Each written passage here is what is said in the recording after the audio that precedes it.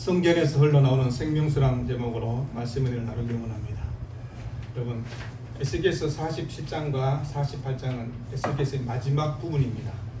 이스라엘 백성의 회복과 거룩한 새 땅의 분배에 대한 그 내용을 우리에게 말씀하고 있습니다.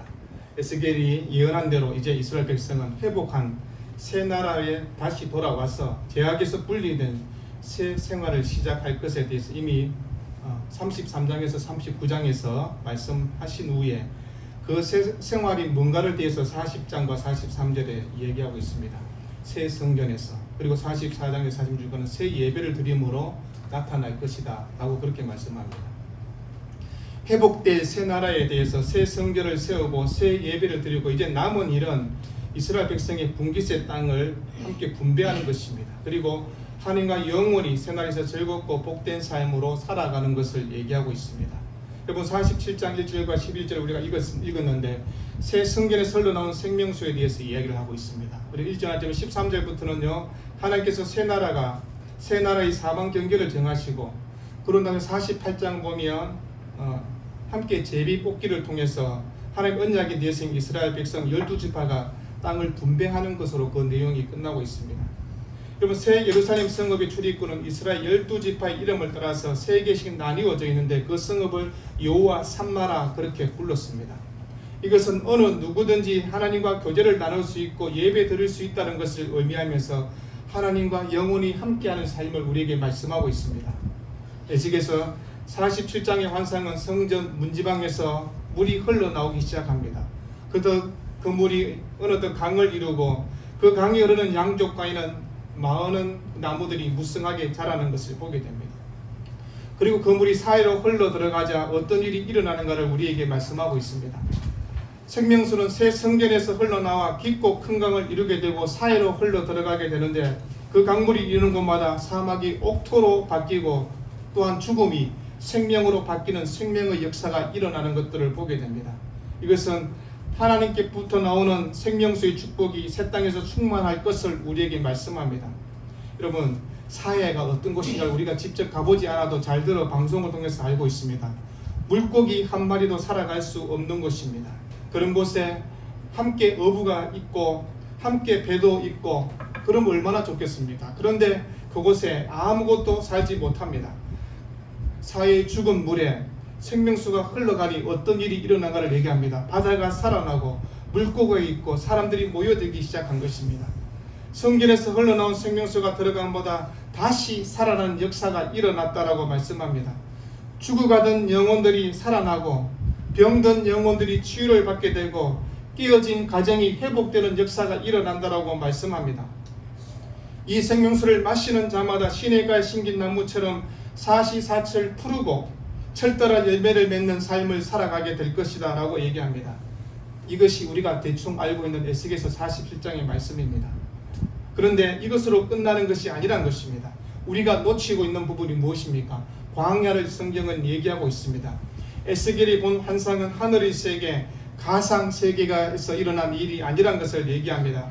하나님께서 이스라엘 백성들에게 성전을 지키라고 말씀하신 이유가 무엇입니까? 이 성전에서 흘러내리는 생명수가 있기 때문이라고 얘기하는 것입니다.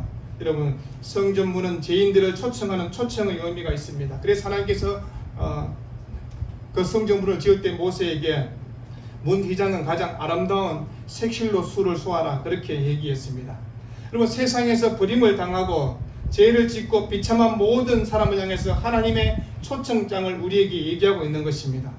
하나님께서 무엇 때문에 이 세상에서 죄 지은 모든 사람을 하나님 앞으로 이렇게 초청하시는 것일까요? 바로 이 성령의 생명수를 마시게 하기 위함이라고 얘기하는 것입니다. 1절에서 에스겔은 성전 바깥들의 북쪽으로 나가서 성전 외곽을 끄고 돌아 닫힌 동쪽문에 이르게 됩니다. 그리고 동쪽문 오른편에서 물이 땅을 적시며 서며 나오는 것들을 보게 되었습니다. 그러자 물이 서며 나와서 계속 흘러내리는데 강물이 바른지가 바로 성전 문지방, 곧 성전이다 라고 그렇게 얘기하고 있습니다.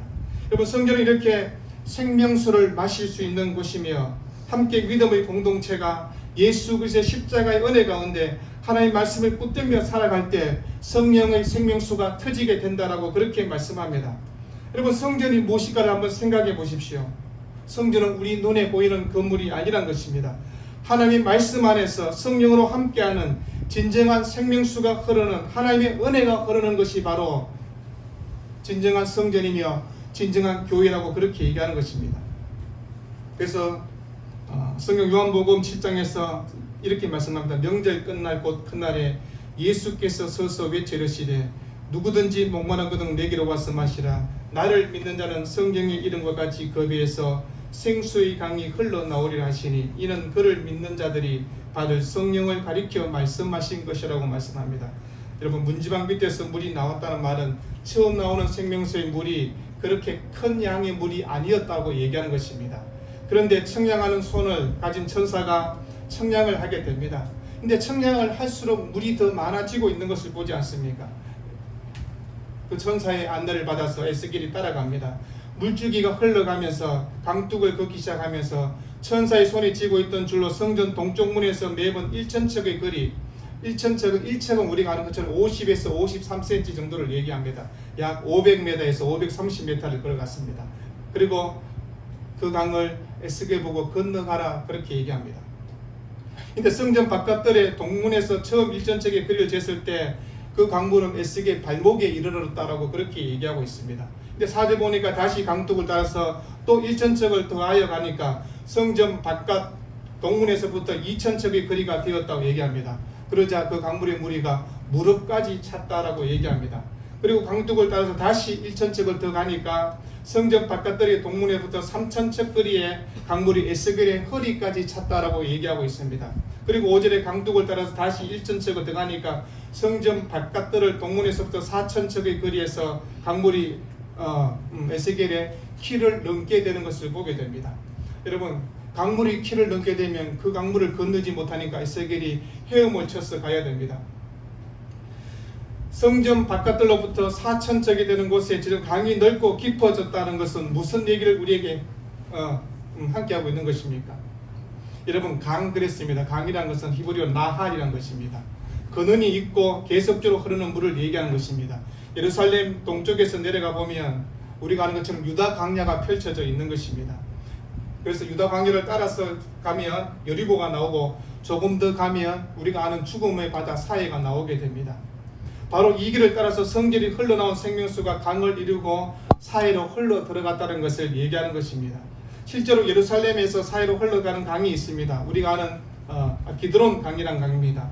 기드론 강은 예루살렘 성전에서 시작해서 베들레헴을 지나서 그리고 유다 광야를 거쳐서 사해로 이어집니다.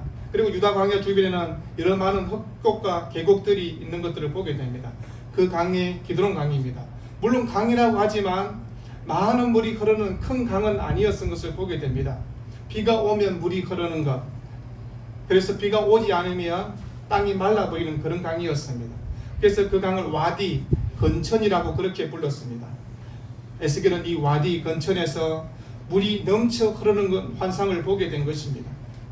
예루살렘 성전에서 시작된 이것이 이 물이 흘러나와서 큰 강을 이루게 되고 그 물이 사해로 흘러가고 어떤 역사가 일어나는가를 얘기하는 것입니다.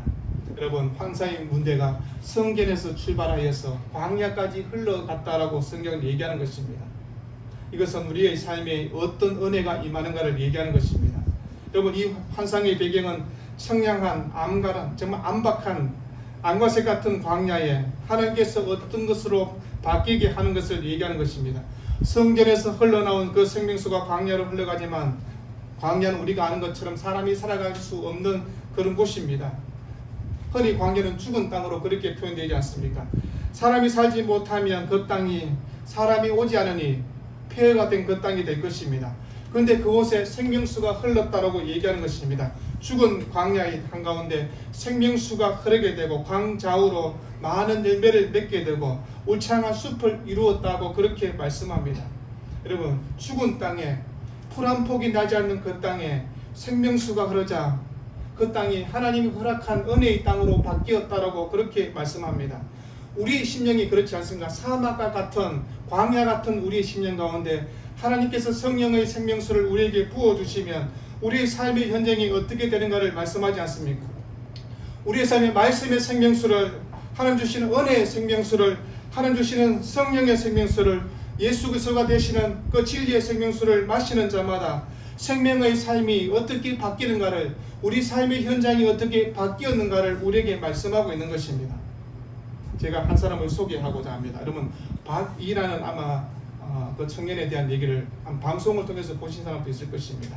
28살 되던 해 나는 하루아침에 전신마비 진단을 받았다. 재활병원 5층의 조그만 기도를 해서 하나님께서 나를 일으켜 세워달라고 매일 간절히 기도했다. 내가 입원한 그 재활병동에서 나는 상대적으로 괜찮은 환자 속에 속했다. 주변에는 회복의 희망이 전혀 없는 사람들이 너무나 많았다. 어느 날 한 환자의 어머니가 내 손을 꼭 잡고 이렇게 말씀하셨다. 위야, 우리 아들이 위 너만큼만 됐으면 좋겠다. 그분의 고등학생 아들은 펜싱 국가대표 상병군이었는데 교통사고로 뇌가 손상되어 대화도 불가능하고 밥도 먹을 수 없는 어려운 상황에 있었다. 그렇지만 나는 내 자유의지로 술을 마시다가 정신을 잃어 다친 것이지만 많은 사람이 자신의 의지와 상관없이 큰 고통을 받는 것을 보고 나는 괴로웠다. 그래서 하나님은 공평하시다면서요, 그렇다면 하나님이 그들을 직접 도와주셔야 되지 않겠으며 그렇게 기도하며 다졌다. 그때 하나님은 위야, 네가 가서 사랑하면 되잖아 라고 그렇게 말씀하셨다. 이제껏 내가 사랑해야 될 사람은 내 가족, 내 친구 정도만 그렇게 생각했다. 그런데 하나님은 고통받는 사람 누구에게도 찾아가 하나님의 사랑으로 그의 결핍을 채우라고 그렇게 말씀하셨다. 다리를 쓸 수 없고 손가락이 완전하지 않는 나도 다른 누군가를 사랑하겠다고 마음먹고 기도하며 그렇게 사랑할 수 있었다. 삶의 목표가 명확해지는 순간이 이 시간이었다. 그리고 깨달았다. 내가 세상에 태어난 목적은 바로 사랑하기 위해서란 사실을. 여러분, 하나님의 생명수가 흐를 때 이 청년의 삶이 이렇게 바뀌었다고 얘기하는 것입니다. 하나님의 은혜의 생명수, 구원의 생명수, 진리의 생명수를 마신 사람의 삶은 달라지는 것입니다. 우리가 만약 그런 환경이라면 어떻게 할까요? 아마 대부분의 사람은 인생을 다 포기하려고 할 것입니다. 인생을 낭망하고 좌절하고 더 이상 나에게는 소망이 없다라고 그렇게 얘기할 것입니다. 근데 이 청년은 계속해서 휠체어를 타고 다니면서 많은 사람들에게 꿈과 희망을 전하여 주고 있는 것들을 보지 않습니까? 여러분, 척박한 황무지 같은 정말 죽음의 바다 같은 사이 같은 그 심령을 누가 살리는가를 얘기하는 것입니다. 비록 육신은 살아있지만 영혼이 죽은 수많은 사람들을 우리가 보지 않습니까? 여러분, 사람들의 삶이 어떠한가를 보지 않습니까? 죄악과 탐욕과 거짓과 욕망으로 가득 찬 삶으로 그렇게 살아가는 이상한 삶을 살아가고 있습니다. 여러분, 그러면서 자기가 죽어가고 있다는 것도 깨닫지 못하고 살아가는 수많은 사람이 우리 주변에 있는지 않습니까? 그런데 에스겔이 보여준 환상처럼 바기가 하나님을 만나면서 느꼈던 성령의 은혜를 경험한 사람의 삶은 다른 것입니다. 하나님의 성결이 어떻게 회복되는가를 보여주며 한 영혼이 어떻게 회복되어 하나님의 뜻을 이루어가고 있는가를 우리에게 말씀하고 있는 것입니다. 불타 없어져 버리는 그런 성결이 아니라 영원하게 변하지 않는 하나님의 거룩한 성전으로 바뀌어라고 그렇게 말씀하는 것입니다. 그러면서 신약시대에 이제 완전한 성령 공동체를 우리에게 말씀하고 있는 것을 보게 됩니다. 여러분, 왜 강물이 처음부터 큰 댐을 이룰 만큼 물이 흐르면 얼마나 좋았을까요? 그런데 발목을 그리고 허리를 그리고 키를 적시는 물처럼 조금씩 그렇게 높아졌을까를 생각하는 것입니다. 왜 작게 흐르다가 큰 강물이 되었을까요? 여러분, 우리가 아는 것처럼 사도행전을 보면 오순절에 성령이 임할 때는 그냥 발목, 허리 그렇게 하지 않았습니다. 큰 강물처럼 그렇게 임했던 것을 보지 않습니까? 그러면 성령의 역사가 졸졸 흐르는 물로 그렇게 바뀌지 않았습니다.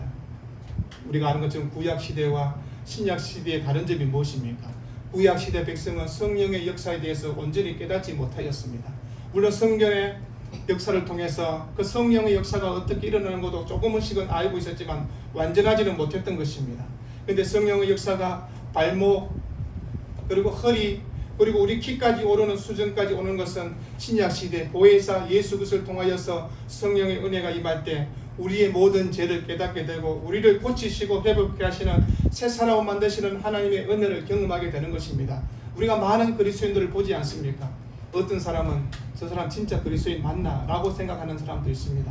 그런데 어떤 사람은요, 절망 가운데 있는데 우리 같으면 저런 삶이라면 정말 도저히 살아갈 수 없을 것 같다는 생각을 갖는데 그 사람은 하나님의 사랑을 얘기하고 하나님의 은혜를 노래하고 하나님이 나와 함께하고 있다는 수많은 기적 같은 얘기를 말씀하지 않습니까? 왜 그렇습니까? 성전 문지방에서 흘러나온 그 물이 조금 흘러나온 것이 아니라 폭포수처럼 우리에게 다가왔음을 얘기하는 것입니다. 이것이 바로 성령의 역사라고 얘기하는 것입니다. 본문을 통해 성전의 방향이 동쪽으로 향하고 있습니다. 그리고 처음에 생명수가 나가는 것을 동쪽 문지방에서 새어 나오기 시작하다가 남쪽으로 꺾어서 흘러가기 시작하였다라고 그렇게 얘기하고 있습니다. 여러분, 성전에서 나오는 그 생명수 강이 성전 밖으로 나오면 남쪽으로 흘러가게 돼야 되는 것입니다. 성령의 역사가 어떻게 일어난 걸 얘기합니다. 성전 안에서, 교회 안에서만 우리의 삶의 역사가 일어난 것이 아니라 교회 밖으로, 세상 밖으로 그 물이 흘러가야 된다고 그렇게 얘기하는 것입니다. 여러분, 성전 안에서는 동쪽입니다. 근데 성전 바깥에 나가면 남쪽이라고 그렇게 얘기하는 것은요, 우리에게 특별한 의미가 있는 것입니다. 동쪽은요, 하나님의 방향을 얘기할 때 동쪽이라 그렇게 얘기하는 것입니다. 성령의 능력이 동쪽에서 나왔습니다. 그런데 하나님을 알게 되고 하나님을 찾게 되고 하나님 말씀 안에 하나님의 모든 보화를 얻은 사람은요, 어디로 가야 되는가를 우리에게 얘기하는 것입니다. 생명수가 방향을 틀어서 남쪽으로 흘러가라고 얘기하는 것입니다. 세상을 향해서 너희가 흘러가라고 얘기하는 것입니다. 세상을 향해서 생명의 은혜를 나누어야 된다고 그렇게 말씀하고 있는 것입니다. 우리가 성령의 은혜 가운데 있게 되면요, 우리의 자신의 죄를 깨닫고 우리의 심정이 바뀌게 되고 하나님의 은혜가 바뀌고 우리의 속사람이 바뀌게 되면요, 우리의 성품과 생각이 바뀌고 삶의 방향이 바뀌면 우리는 세상으로 나아가 하나님의 은혜를 나누라고 그렇게 얘기하고 있는 것입니다. 이 변화된 삶을 통하여서 세상을 변화시켜 세상에 하나님의 은혜가 흐르도록 해야 된다라고 그렇게 지금 말씀하고 있는 것입니다. 강물의 깊이를 측량하는 그 작업은 성전 동쪽문에서 4,000척이 되다가 끝내는 에스겔의 강 언덕으로 다시 돌아오게 됩니다. 그러면서 본문 7절에 내가 돌아가니 강 좌우편에 나무가 심이 많더라라고 그렇게 얘기하고 있습니다. 여러분, 강의 물줄기가 흘러가면서 예루살렘 성전에서 시작된 그 물이 사해에 이르게 되고 그리고 유다 강야로 흘러가면서 거축을 메말았던 광야가 이제 하나님 은혜 가운데 꽃피는 땅으로 바뀌었다고 그렇게 얘기하는 것입니다. 앙상한 나무, 식물도 자랄 수 없는 그 땅에 하나님께서 수많은 나무들이 자라게 해주실 것을 얘기하는 것입니다. 황무지가 옥토로 바뀌는 은혜를 허락하신 것입니다. 여러분, 성령의 역사와 하나님의 은혜 가운데 있을 때 우리의 삶이 이렇게 아름다운 열매로 아름다운 땅으로 바뀌게 된다고 그렇게 말씀한 것입니다. 이게 바로 하나님의 은혜를, 부흥의 역사를 경험한 사람의 모습인 것입니다. 12절에 강 좌우가에는 각종 먹을 과실나무가 자라서 그 잎이 시들지 아니하며 열매가 끊이지 아니하고 달마다 새 열매를 맺으리니 그 물이 성소를 통하여 나오니라. 그 열매는 먹을 만하고 그 잎사귀는 약재료가 되기라고 얘기합니다. 여러분, 영원히 회복된 새 에덴의 모습을 우리에게 소개하고 있는 것입니다. 때로는 메마른 광야처럼 느낄 때가 있습니다. 우리 심령이 정말 죽은 사해 바다처럼 아무런 물고기가 살 수 없는 것처럼 그런 삶일 때도 있습니다. 그러나 성령의 은혜가 하나님의 생명수가 우리 가운데 거할 때 우리의 삶은 넘치는 축복의 장소로 바뀌게 될 것을 얘기하는 것입니다. 이 환상을 본 에스겔의 마음은 어땠을까요? 에스겔이요, 포로지에 잡혀와 있지 않습니까?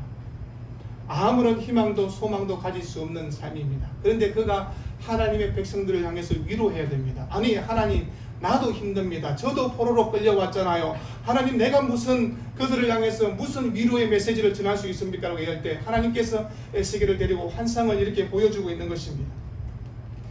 하나님의 은혜 가운데 우리의 삶이 이렇게 풍성한 삶으로 바뀔 수 있다라고 그렇게 얘기하는 것입니다.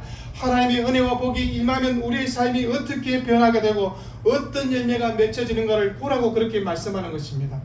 이 은혜와 복이 함께할 때 그 죽음의 바다가 어떤 놀라운 변화가 있었는가를 알게 된다면 우리의 삶이 바뀌어야 되는 것입니다. 8절에 바다의 물이 되살아난다고 했습니다. 여러분, 바닷물은 우리가 아는 것처럼 소금물이 보통 4%에서 5% 정도 된다고 합니다. 근데 사해는요, 그 바닷물의 소금기가 약 25%가 된다고 합니다. 25% 되면 생물이 살아갈 수 없다라고 얘기합니다. 죽음의 바다입니다. 그런데 본문 9절에서 성전에서 솟아나는 물줄기가 이르는 곳마다 놀라운 생명의 역사가 일어나고 죽었던 바다가 되살아난다라고 그렇게 말씀합니다. 여러분, 되살아난다, 라파라는 단어는요, 치유받았다는 것을 얘기하는 것입니다.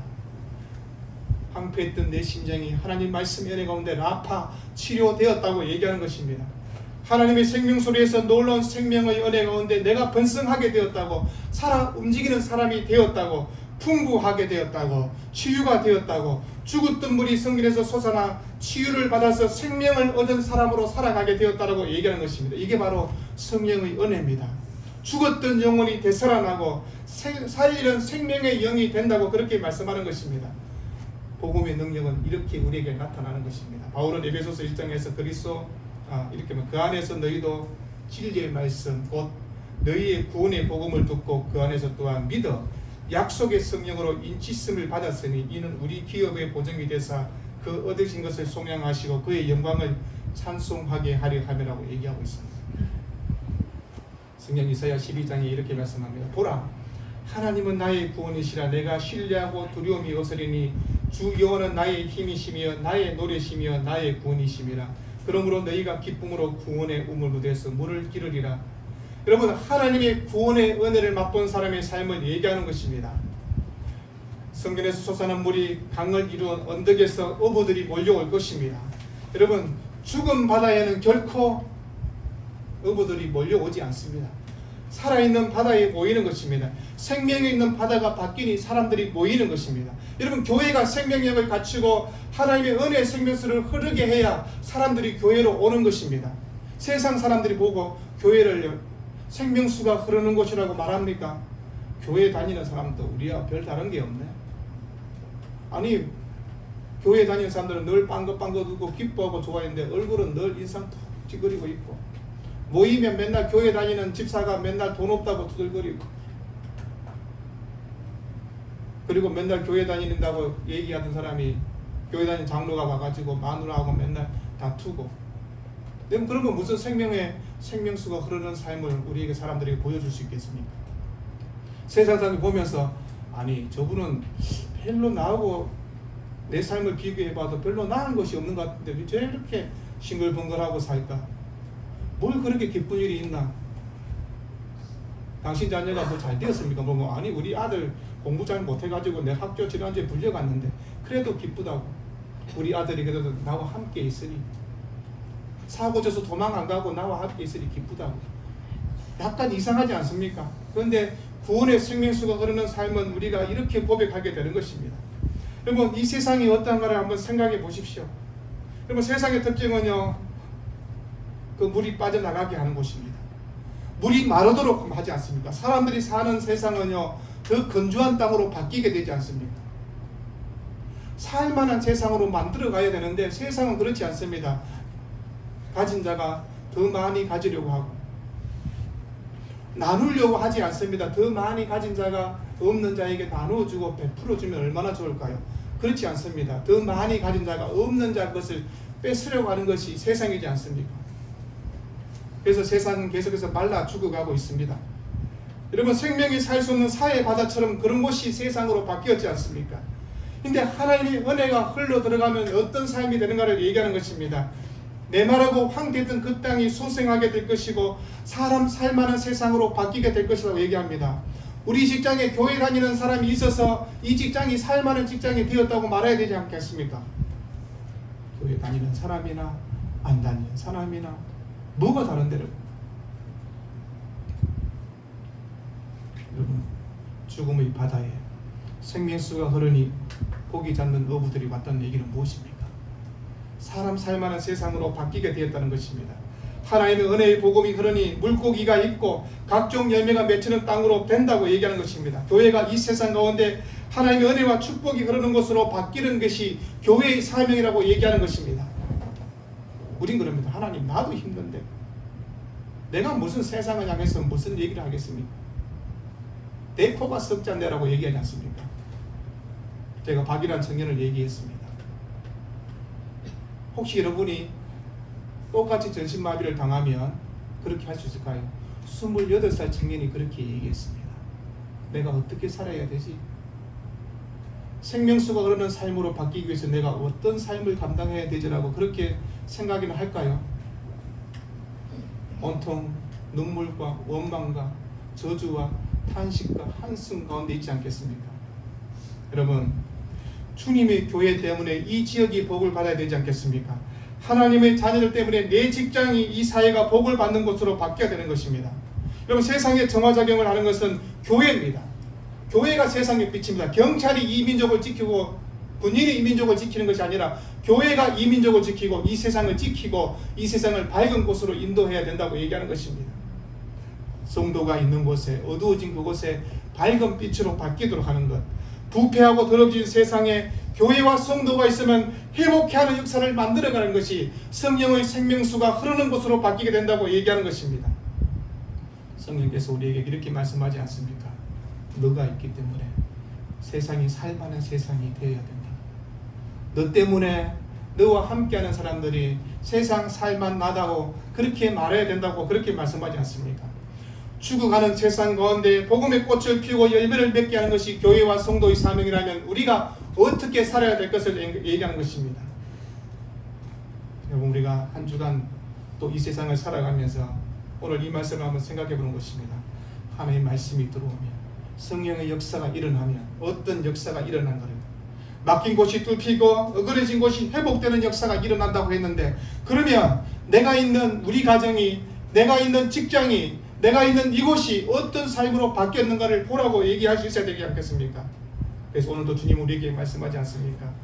너희가 생명수가 흐르는 삶으로 죽어가는 세상을 살만한 세상으로 만들어야 된다고. 그게 너희들의 사명이라고 에스겔이 우리에게 그렇게 말씀하고 있는 것입니다. 이스라엘 백성은 다 그렇게 생각했을 것입니다. 죽었다. 우리는 이제 아무런 소망도 없다. 근데 하나님이 아니다라고 그렇게 얘기합니다. 새 성전에서 새 예배를 드리며 하나님이 허락한 새 땅에서 너희가 새롭게 살게 될 것이라고 그렇게 말씀했지 않습니까? 그러면 우리가 어떤 삶을 살아야 되는가를 이미 정하여 있는 것입니다. 예수 그리스도의 빛으로 살만한 세상으로 바뀌는 일에 우리가 헌신하며 살아가는 것이 우리의 삶이 될 것입니다. 그게 예수 믿는 사람의 삶의 사명입니다. 뭐 세상 가운데 우리가 큰 일을 하는 것도 중요할 것입니다. 그게 큰 일입니다. 여러분 있는 가정에, 여러분의 일터에 내가 생명의 꽃을 피우고 사람들이 전부 다 시기하고 원망하고 불평하고 그런 삶에 웃음꽃을 피우게 하고 절망의 자리에 희망의 꽃을 피우게 하는 것이 우리의 삶인 것을 깨닫는다면 오늘 그런 삶으로 살아가는 여러분 모두가 되기를 우리의 주 이름으로 축원드립니다. 기도하겠습니다. 선한 주님,